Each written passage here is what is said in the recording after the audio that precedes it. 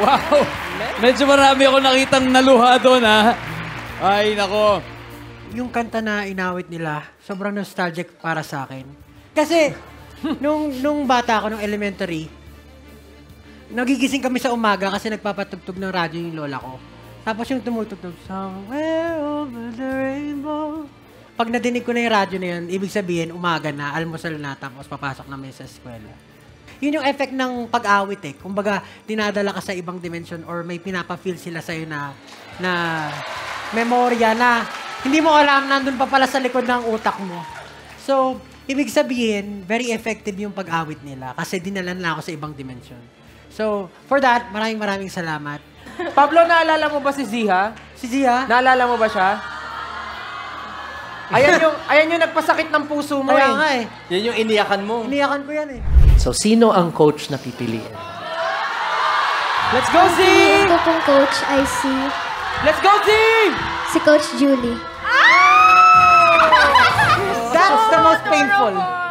Pero si Coach Julie na ang bahala kung sino man ang a-advance sa team niya. Huwag ka mag-alala daw, Coach Julie, dahil bibigyan ka pa namin ng konting oras para magdesisyon. Thank so you we'll po. find out kung Thank sino you. kina Thank John you. Marks, God bless. Sophia, at Zia ang mananatili sa Jewel Squad when The Voice Kids returns.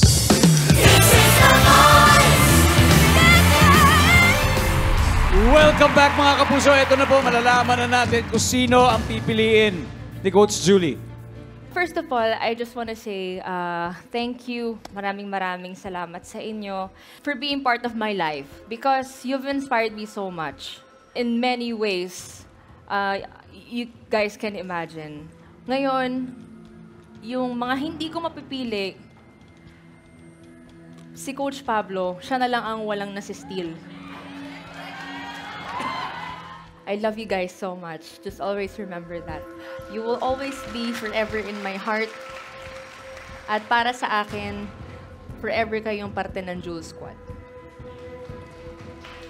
Okay, so ngayon ang pipiliin ko nasasama sa akin sa next round, I see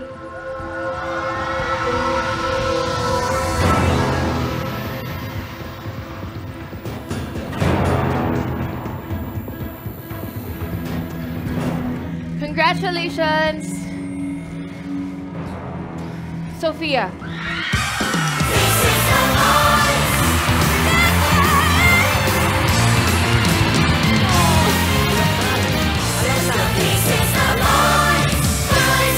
Guys, give me a hug. It's okay. It's gonna be okay. It's gonna be okay. Bastang importante, wag kayong susuko sa mga pangarap ninyo. Okay?